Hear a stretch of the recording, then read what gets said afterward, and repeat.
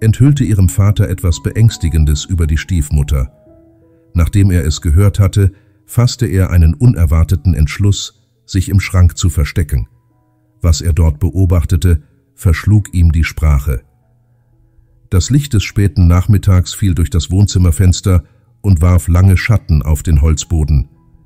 Tiago, ein Mann von etwas über 40 Jahren, saß auf dem Sofa und starrte ins Leere, während die Nachrichten im Fernsehen liefen. Doch seine Gedanken waren weit weg, in den Ereignissen der letzten Monate versunken. Etwas mehr als ein Jahr war vergangen, seit er seine Frau Elisabeth, die Mutter seiner Tochter Julia, bei einem tragischen Autounfall verloren hatte. Seitdem war ihr Leben ein emotionales Chaos.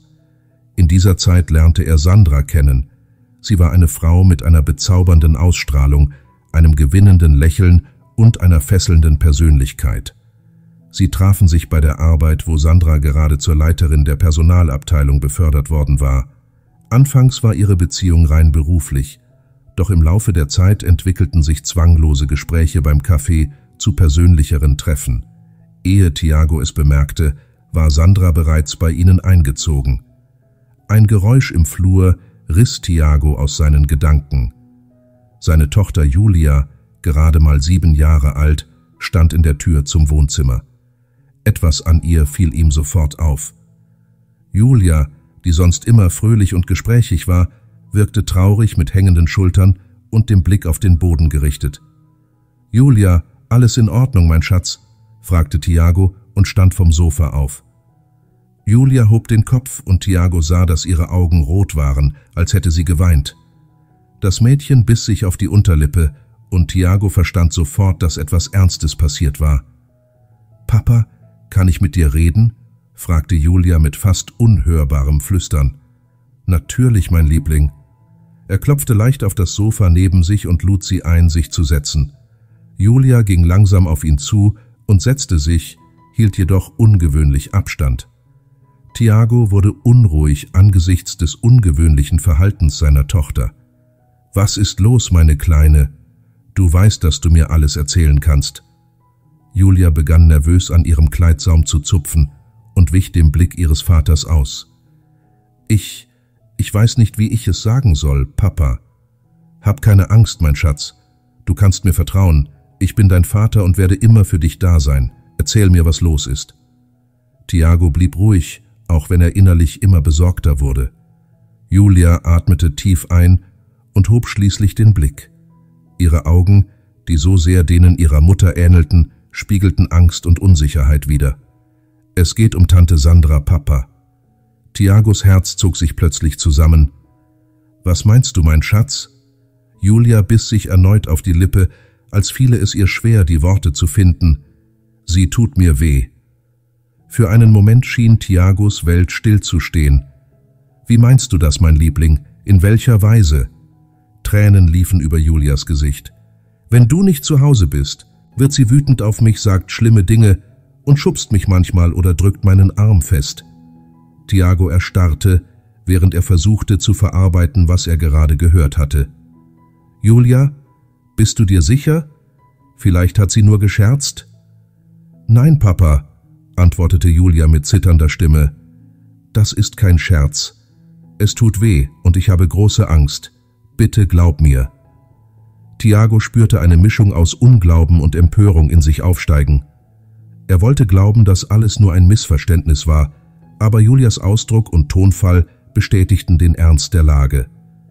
Tiago atmete tief durch und sagte entschlossen: »Ich glaube dir, mein Schatz.« Er öffnete die Arme und Julia stürzte sich weinend an seine Brust. Tiago hielt sie fest, mit Tränen in den Augen. »Es tut mir leid, mein Liebling.« Mehrere Minuten blieben sie so, während Tiago Julias Haare streichelte, bis ihr Schluchzen nachließ. Als sie sich schließlich beruhigt hatte, zog Tiago sich leicht zurück, um sie anzusehen. »Julia, ich brauche, dass du mir alles erzählst.« Das Mädchen trocknete ihre Tränen mit dem Handrücken. »Ich glaube, es fing an, kurz nachdem Tante Sandra bei uns eingezogen ist. Am Anfang hat sie nur mit mir geschrien, aber später fing sie an, mich zu schubsen und meinen Arm zu drücken, wenn ihr etwas nicht gefiel.« Julia zögerte, bevor sie hinzufügte: »Und manchmal zwickt sie mich, wenn niemand hinsieht.« Tiago spürte eine Welle aus Schuld und Wut. Wie konnte er nicht bemerkt haben, was seiner Tochter widerfahren war? »Warum hast du mir das nicht früher gesagt, Julia?« Das Mädchen zuckte mit den Schultern, sichtlich unwohl. »Ich hatte Angst.« Tante Sandra sagte, »Wenn ich etwas erzähle, würdest du wütend auf mich sein und mich in ein Waisenhaus schicken.« Sie sagte, »Niemand würde mir glauben, weil ich nur ein dummes Kind bin und sie eine Erwachsene.« Tiago spürte, wie sein Herz in 1000 Stücke brach. »Mein Schatz, ich würde das niemals tun. Du bist das Wichtigste in meinem Leben. Ich werde dir immer glauben und dich beschützen.« Julia nickte langsam, doch Tiago sah noch immer Zweifel in ihren Augen. »Versprichst du, dass du nicht böse auf mich bist?« »Ich verspreche es, mein Liebling. Das ist nicht deine Schuld.« Er küsste Julia auf die Stirn und hielt sie erneut fest. Nach einigen Momenten sagte er, »Julia, ich muss nachsehen, ob du verletzt bist. Kannst du mir zeigen, wo sie dir wehgetan hat?« fragte Tiago und versuchte, die Emotionen in seiner Stimme zu kontrollieren. Julia, sichtlich verlegen, nickte und zog die Ärmel ihres Kleides nach oben.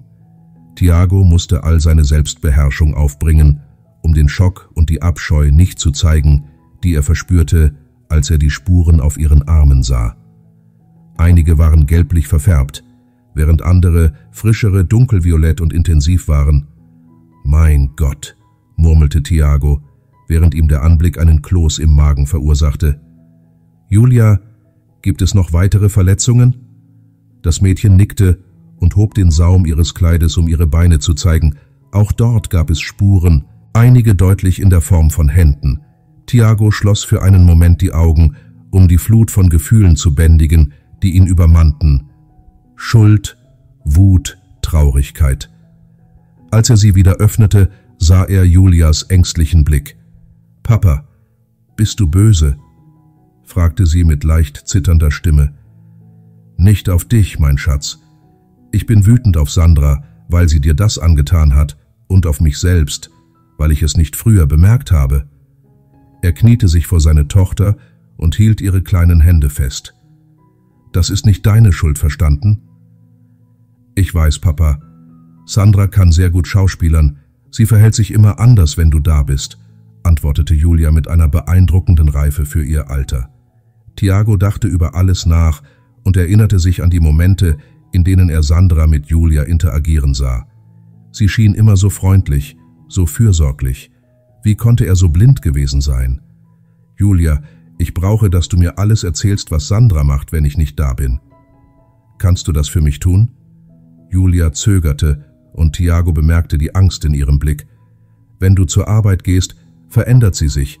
Sie wird distanziert und sagt, dass ich ein Problem bin, dass ich ihr Leben ruiniert habe, seit sie hier lebt.« Mit kaum hörbarer Stimme fuhr Julia fort. »Und sie sagt noch andere Dinge.« »Welche Dinge, Julia? Du kannst es mir sagen, mein Schatz«, drängte Tiago, bemüht ruhig zu bleiben.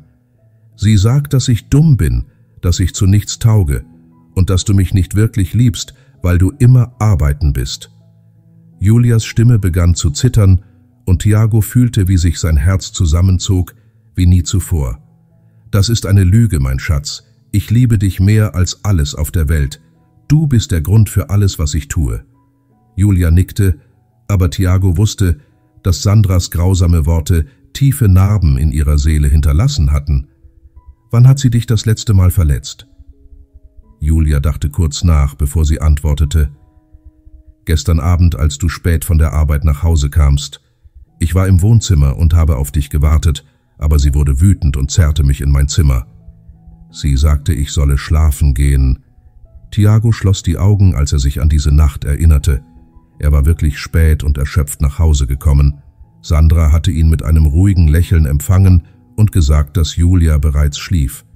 Später war er ins Zimmer seiner Tochter gegangen, hatte ihr einen Gute-Nacht-Kuss gegeben und sie schien tief zu schlafen. Jetzt wusste er, dass alles nur ein Schauspiel war. »Julia, gibt es noch etwas, das ich wissen sollte? Auch wenn es unbedeutend erscheint, es ist wichtig.« Julia überlegte einen Moment, bevor sie antwortete. »Manchmal, wenn du Nachtschicht hast, lädt sie Freundinnen ein. Sie trinken Wein und reden laut. Einmal bin ich aufgewacht, weil ich Durst hatte, und bin in die Küche gegangen. Sie wurde sehr wütend, zog mich an den Haaren und sperrte mich wieder in mein Zimmer. Sie sagte, wenn ich noch einmal rausgehen würde, würde sie mich bis zum nächsten Tag im Schrank einsperren. Mit jeder neuen Enthüllung wuchs Tiagos Wut. Wie konnte Sandra das tun? Wie konnte sie so anders sein, als sie sich gab? Julia, du warst sehr mutig, mir all das zu erzählen. Ich verspreche dir, dass ich diese Situation klären werde. Sandra wird dich nie wieder verletzen. Verstanden? In Julias Augen lag eine Mischung aus Hoffnung und Angst. »Versprichst du es, Papa?« fragte sie mit zitternder Stimme. »Ich verspreche es. Ab heute wird alles anders.« Er umarmte seine Tochter fest und spürte, wie sie in seinen Armen zitterte. In diesem Moment ließ das Geräusch des Schlüssels in der Tür die beiden erstarren. Julia drückte sich an ihn. »Das ist Sandra«, flüsterte sie voller Angst.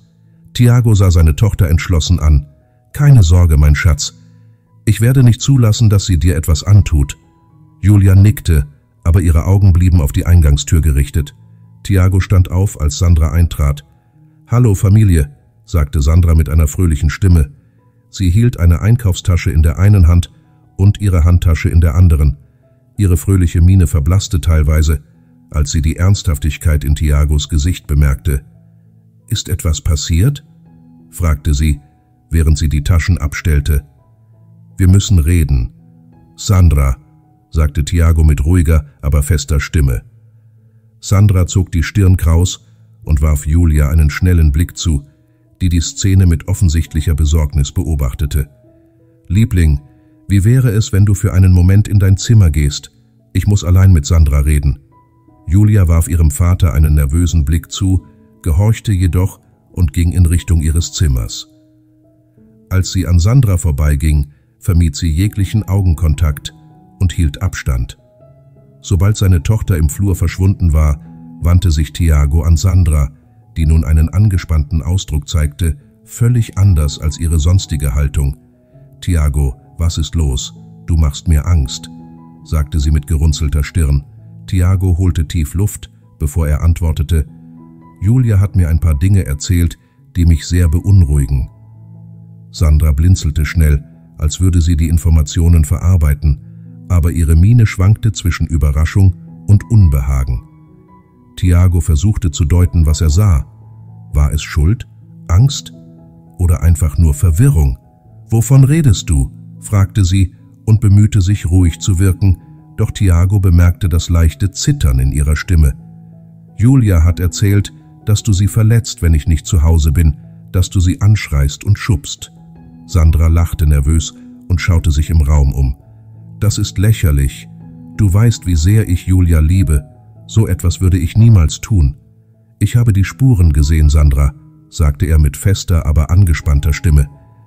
»Da sind Fingerabdrücke an ihren Armen und Beinen. Wie erklärst du das?« Sandras Gesicht wurde blass.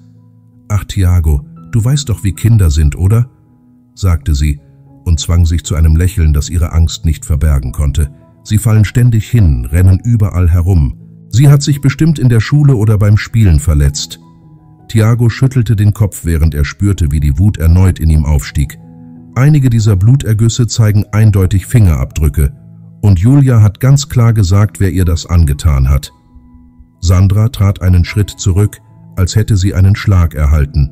»Und du glaubst ihr?«, fragte sie mit empörtem Ton. »Du vertraust einem 7-jährigen Kind mehr als mir? Denk an alles, was wir zusammen durchgemacht haben, Tiago. Glaubst du wirklich, dass ich zu so etwas fähig wäre?« Tiago fuhr sich mit der Hand durch die Haare und wirkte verwirrt. »Ich will es nicht glauben, Sandra, aber die Beweise sprechen für sich. Julia hat mich noch nie angelogen.« Sandra schnaubte frustriert. »Tiago, Kinder lügen ständig, besonders wenn sie Aufmerksamkeit wollen. Merkst du nicht, dass genau das hier passiert? Sie ist eifersüchtig. Sie will, dass du nur für sie da bist und erfindet diese Geschichten, um uns auseinanderzubringen.« Für einen Moment spürte Tiago Zweifel in seinem Herzen aufkeimen. Er fragte sich, ob Julia sich wirklich alles ausgedacht hatte. Doch dann erinnerte er sich an die Angst in ihren Augen und die Blutergüsse. Die Zweifel verschwanden. Nein, das ist keine Erfindung. Es ist alles zu klar, zu stimmig. Und die Verletzungen?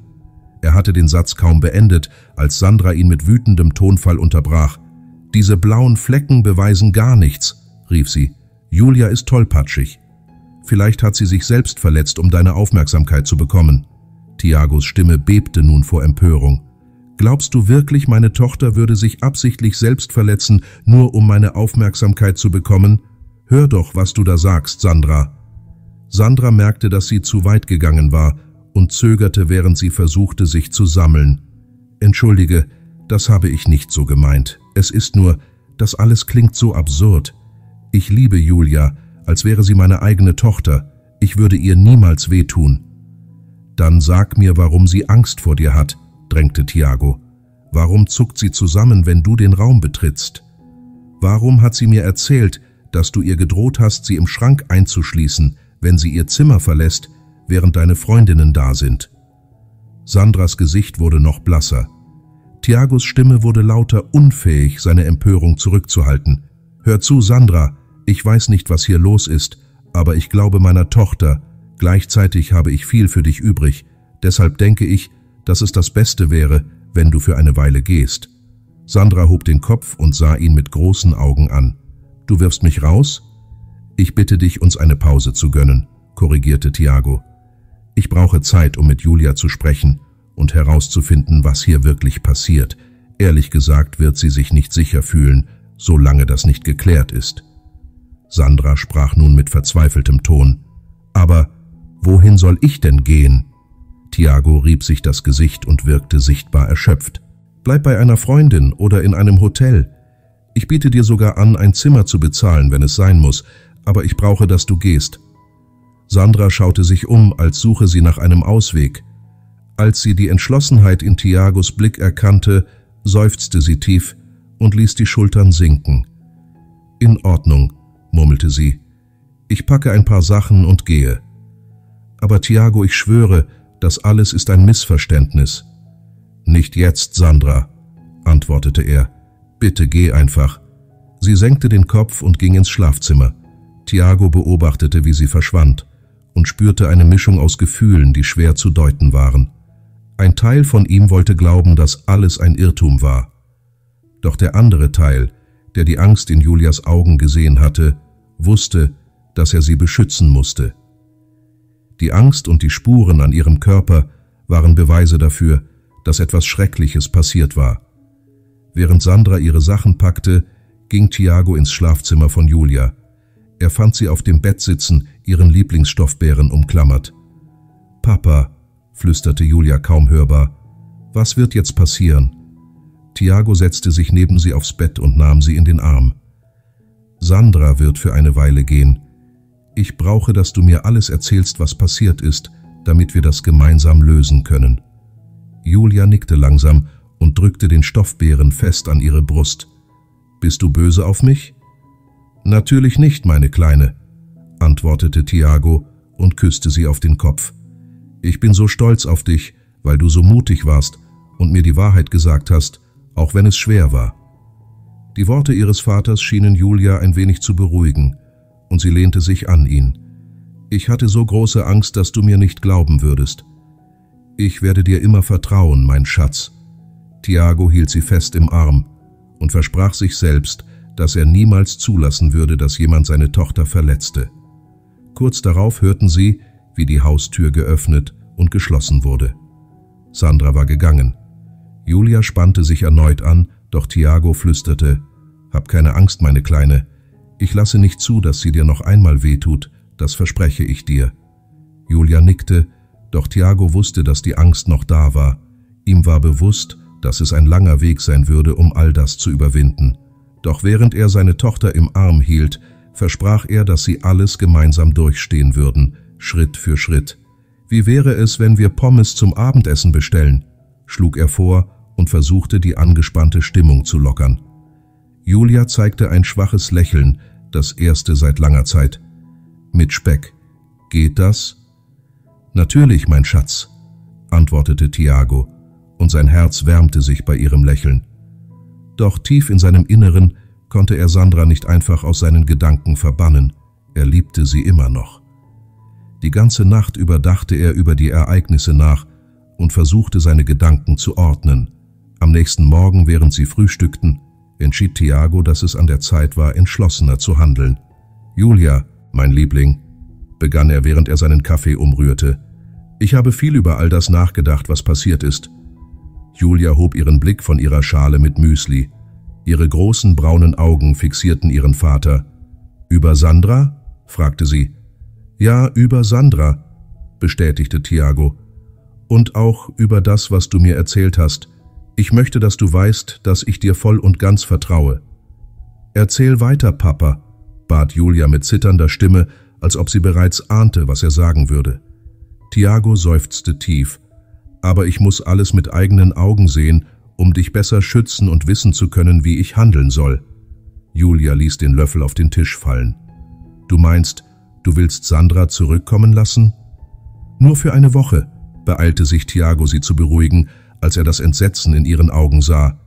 »Ich werde so tun, als würde ich zur Arbeit gehen, aber in Wirklichkeit werde ich mich in deinem Kleiderschrank verstecken. Ich möchte beobachten, wie sie sich verhält, wenn sie denkt, dass ich nicht da bin. Außerdem plane ich, alles aufzunehmen.« Julia wirkte entsetzt.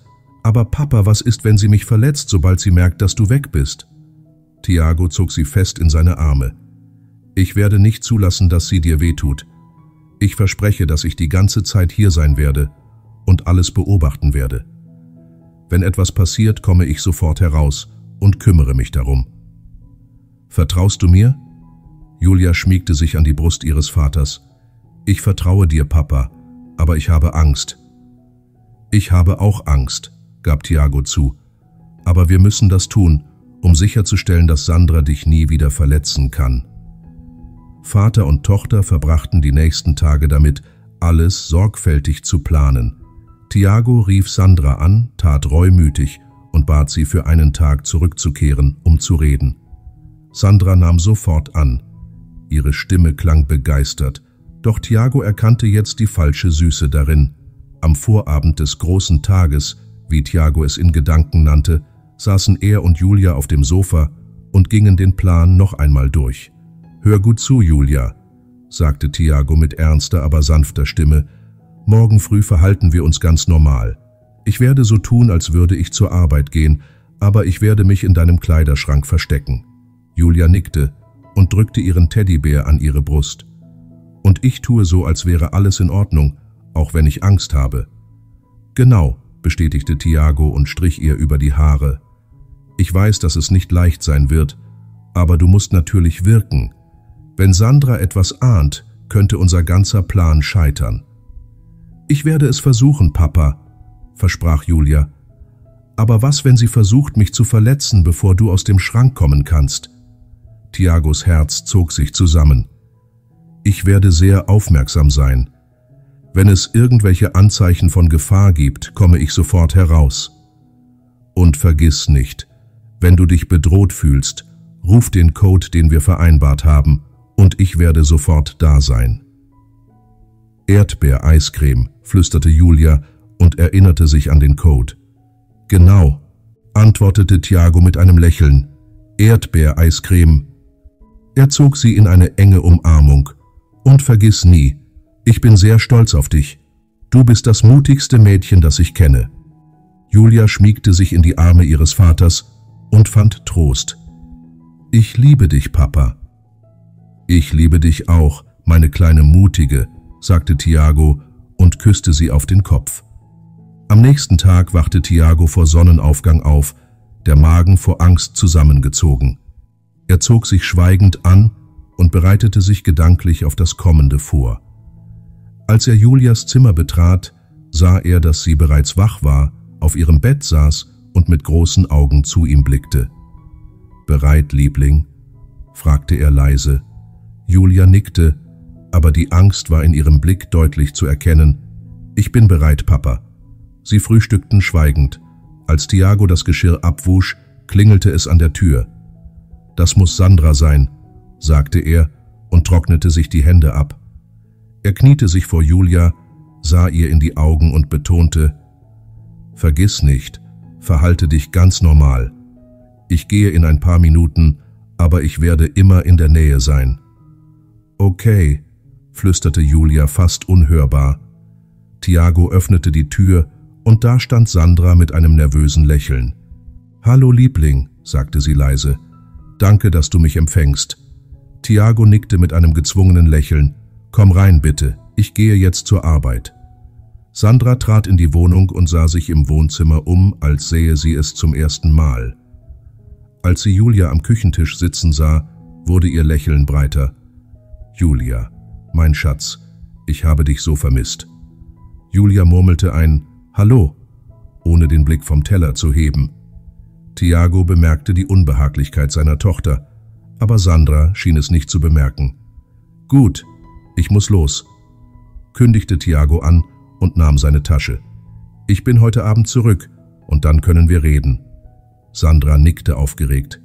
»Natürlich, einen schönen Arbeitstag wünsche ich dir.« Tiago gab Julia einen Kuss auf die Stirn und flüsterte, »Vergiss nicht, ich bin immer in der Nähe.« Er ging hinaus, schloss die Tür leise, ließ sie aber nicht ganz ins Schloss fallen. Er wartete einige Minuten im Flur, bevor er leise zurückkehrte. Zurück in der Wohnung begab sich Tiago in Julias Zimmer und versteckte sich im Kleiderschrank, die Tür einen Spalt offen. Er wusste, dass Sandra gerne lange Morgenduschen nahm und nutzte die Zeit, um sich vorzubereiten. Die Stimmen von Sandra und Julia waren gedämpft, aber Tiago hörte Bruchstücke der Gespräche. Einige Lacher drangen heraus, aber Julias Tonfall schien angespannt, etwas, das Sandra nicht bemerkte. Obwohl seine Beine taub wurden, hielt Tiago durch und blieb aufmerksam bei jedem verdächtigen Geräusch. Schließlich hörte Tiago, wie Sandra sich Julia näherte. »Was möchtest du heute machen, meine Liebe?« fragte sie. »Können wir mit den Puppen spielen?« antwortete Julia leise, doch Tiago konnte es trotzdem hören. »Wie wäre es, wenn wir einen Zeichentrickfilm schauen?« schlug Sandra vor, bevor sie in die Küche ging, um Tee zuzubereiten. Tiago begann, die Worte seiner Tochter noch stärker zu hinterfragen. Warum hatte Julia gesagt, dass Sandra ihr wehtat? Als Sandra ins Badezimmer ging, hatte Tiago das Gefühl, nicht mehr beobachten zu müssen. Er verließ den Schrank, ging aus der Wohnung und tat so, als käme er gerade von der Arbeit zurück. »Hallo«, sagte er beim Eintreten und versuchte entspannt zu klingen. »Wie war euer Tag?« Sandra empfing ihn mit einem Lächeln. »Es war großartig, Liebling. Wir hatten viel Spaß, nicht wahr, Julia?« Julia nickte, vermied jedoch den Blickkontakt mit ihrem Vater. Tiago spürte eine seltsame Atmosphäre und wusste nicht, wie er sie deuten sollte. Beim Abendessen wurde ihm klar, dass es Zeit war, das Thema anzusprechen. Nach dem Abendessen brachte er Julia ins Bett, half ihr beim Hinlegen und schaute sie dann ernst an. »Julia«, begann er ruhig, »du hast mir gesagt, dass Sandra dir wehtut, aber heute habe ich sie die ganze Zeit liebevoll gehört. Warum hast du mich angelogen?« Julia riss die Augen auf, offensichtlich erschrocken. »Papa, ich habe nicht gelogen«, flüsterte sie. »Sie spielt nur etwas vor. Du merkst das nicht.« »Etwas vorspielen? Aber sie war den ganzen Tag so freundlich.« Julia schüttelte den Kopf. »Du verstehst es nicht. Sie tut nur so, wenn du da bist. Danach wird sie wieder gemein.« Das Mädchen begann zu weinen und Tiago, verwirrt und frustriert, verließ das Zimmer. Tiago war in Gedanken versunken.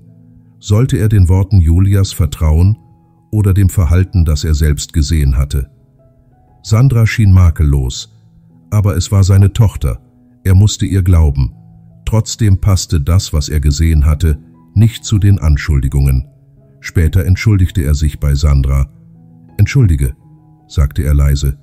»Ich glaube, ich habe überreagiert.« Sandra nahm seine Hand und lächelte.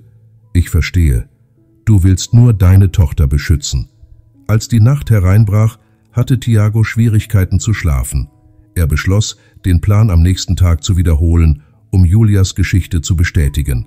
Am nächsten Morgen stellte er einen Hocker in den Schrank, um nicht noch einmal so unbequem zu sitzen wie zuvor. Obwohl er den Plan absurd fand, war es die einzige Möglichkeit, die Wahrheit herauszufinden.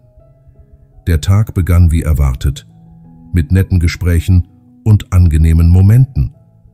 Doch Tiago wurde alarmiert, als er Schritte hörte, die sich dem Zimmer von Julia näherten. Er wurde angespannt. Die Tür öffnete sich und Julia trat herein, gefolgt von Sandra. Das Mädchen setzte sich aufs Bett, während Sandra an der Tür stehen blieb mit einer einschüchternden Haltung. »Also, Julia«, sagte Sandra mit einer kalten Stimme, die Tiago noch nie zuvor gehört hatte, »ich denke, wir müssen reden.« Tiagos Herz gefror. Sandras Stimme wurde grausam, als hätte sie eine Maske abgenommen. Er nahm sein Handy, um aufzunehmen. »Worüber?« flüsterte Julia zitternd. Sandra trat einen Schritt vor, ihr Schatten fiel auf das Mädchen. »Über die Lügen, die du deinem Vater erzählt hast.« Tiago erstarrte. Er wollte aus dem Schrank kommen, wusste aber, dass er Beweise brauchte. Julia, nervös, wich zurück. »Du tust mir weh.« Sandra lachte kalt. »Wehtun? Ich habe noch nicht einmal angefangen, meine Kleine.« Tiago war kurz davor einzugreifen, wusste aber, dass er warten musste. Sandra kam noch näher, mit einer leisen, bedrohlichen Stimme. »Hör zu, kleine Lügnerin. Du wirst zu deinem Vater gehen und ihm sagen, dass alles ein Missverständnis war, dass du dir diese Geschichten ausgedacht hast.« Julia schüttelte den Kopf, Tränen in den Augen. »Ich kann nicht. Ich werde ihn nicht anlügen.« Sandra packte das Handgelenk des Mädchens mit Kraft. Julia schrie vor Schmerz. Tiago konnte nicht länger warten. Er stürmte aus dem Schrank. Sandra, erschrocken, ließ Julias Arm los und trat zurück. »Was machst du hier?« stammelte sie. Tiago stellte sich zwischen sie, seine Stimme vor Wut bebend. »Ich habe alles gehört, Sandra. Jede Drohung, jedes Wort habe ich aufgenommen.« Sandra erstarrte. Ihr Gesicht wurde blass. »Es ist nicht so, wie es aussieht«, versuchte sie zu erklären. »Ach nein? Dann erklär es mir. Du hast einem 7-jährigen Kind gedroht.« »Ich wollte sie nur erziehen«, antwortete Sandra zögernd. Sie war in letzter Zeit sehr widerspenstig. »Genug«, schrie Tiago. Seine Stimme hallte wieder. »Ich habe ihre Angst gehört. Du bist zu weit gegangen und ich habe Beweise.« Sandra brach zusammen. Tränen liefen ihr übers Gesicht und sie hob die Hände zur Kapitulation. »Tiago, bitte, ich liebe dich. Wir können das in Ordnung bringen.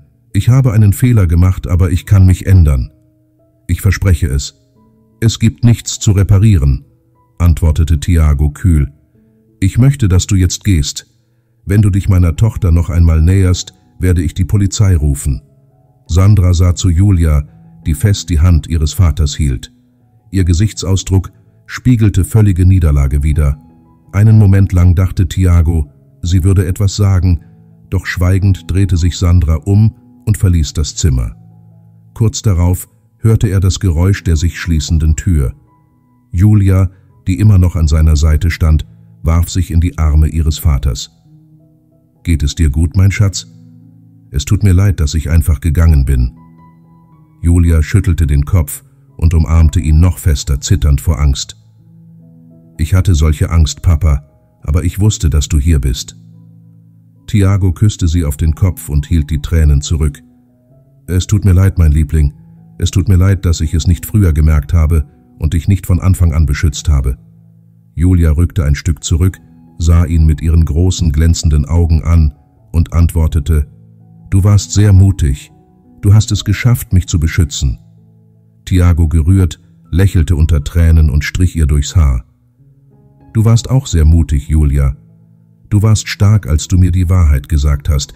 Ich bin so stolz auf dich.« Sie setzten sich zusammen aufs Bett, umarmten sich, während die Angst allmählich durch Erleichterung ersetzt wurde. Tiago fühlte, dass er endlich bereit war, vorwärts zu gehen und ein neues Kapitel zu beginnen. »Wie wäre es, wenn wir eine Pizza bestellen?« schlug er mit einem Lächeln vor. »Welche möchtest du, mein Schatz?« fragte er, während sie die Speisekarte betrachteten. Julia lächelte, ihre Augen strahlten vor kindlicher Begeisterung. 4 Käse und Peperoni. »Alles, was du willst, mein Liebling«, sagte Tiago, umarmte sie und fühlte, wie eine Last von seinen Schultern fiel. Am Wochenende gingen Vater und Tochter ins Einkaufszentrum, um ein paar Sachen für Julia zu kaufen. Während sie an der Kasse warteten, hielt sie seine Hand und flüsterte, »Papa, schau mal, das ist Sandra.« Tiago folgte ihrem Blick und sah tatsächlich, wie Sandra mit einem gezwungenen Ausdruck der Ruhe näher kam. Die Wut stieg wieder in ihm auf. »Hallo Tiago«, sagte sie und blieb vor ihm stehen. Wir müssen reden. Ich denke, das ist nicht nötig, antwortete er entschlossen. Bitte, drängte Sandra, ignorierte Julias Anwesenheit. Ich muss erklären, was passiert ist. Es war alles ein Missverständnis. Julia, verängstigt, versteckte sich hinter ihrem Vater und hielt seine Hand fest, was Tiagos Entschlossenheit nur noch stärkte. Nicht jetzt, Sandra. Du hast hier keinen Platz mehr bei uns. Sandra versuchte zu argumentieren, doch Tiago unterbrach sie. Wenn du dich noch einmal näherst, wirst du sehen, was passiert. Einige Leute in der Nähe begannen auf die Situation aufmerksam zu werden. Sandra warf ihm einen flehenden Blick zu, doch Tiago blieb standhaft. Genug, geh, Sandra, sagte er und schützte Julia vor ihrem Blick. Als sie merkte, dass sie keine Chance mehr hatte, drehte Sandra sich um und verließ das Geschäft ohne ein weiteres Wort. Tiago fühlte sich erleichtert und sie beeilten sich, die Einkäufe zu beenden. Zu Hause hielt Julia immer noch fest die Hand ihres Vaters, offensichtlich besorgt. Sobald sie die Tür geschlossen hatten, sah Julia ihn ernst an. »Papa, ich will keine Frau mehr in unserem Haus. Sie machen mir Angst.« Tiago kniete sich vor sie, um Augenkontakt herzustellen. Er wusste, dass ihre Angst aus schmerzhaften Erfahrungen herrührte. »Julia, ich verstehe, wie du dich fühlst«, begann er sanft, »und ich verspreche, dass dich niemand mehr verletzen wird.« Julia nickte, doch ihre Augen zeigten noch immer Unruhe. »Ich möchte, dass es nur uns zwei gibt«, sagte sie mit einer Mischung aus Angst und Hoffnung in der Stimme. Tiago nahm ihre Hand und sah ihr in die Augen. »In Ordnung, mein Schatz. Wenn du das so empfindest, dann bleiben wir nur wir zwei. Aber ich möchte, dass du weißt, dass wenn jemand in unser Leben tritt, ich wachsam sein werde. Ich werde niemals zulassen, dass dich jemand verletzt. Du wirst immer meine oberste Priorität sein«, versicherte er ihr. Julia lächelte schüchtern und umarmte ihren Vater, endlich entspannter. »Danke, Papa, ich weiß, dass du mich immer beschützen wirst.« Später, während sie Zeichentrickfilme auf dem Sofa anschauten, hielt Tiago Julias Hand und war glücklich, sie wieder lächeln zu sehen. Eingehüllt in eine Decke teilten sie eine Keksdose, die Julia dekoriert hatte. Die Außenwelt schien weit entfernt, obwohl sie wussten, dass neue Herausforderungen kommen würden. Tiago fühlte, dass sie gemeinsam allem entgegentreten könnten. Das gegenseitige Vertrauen und die Unterstützung waren nun das Fundament ihrer Beziehung. Julia schien nicht mehr so ängstlich zu sein. Vereint als Vater und Tochter waren sie bereit für alles, was vor ihnen lag. Kommentieren Sie unten, was Sie von dieser Geschichte halten und aus welcher Stadt Sie uns zusehen. Hinterlassen Sie ein »Gefällt mir« und abonnieren Sie unseren Kanal, damit wir gemeinsam eine große Gemeinschaft aufbauen können, die inspirierende Geschichten teilt. Vielen Dank fürs Zuschauen.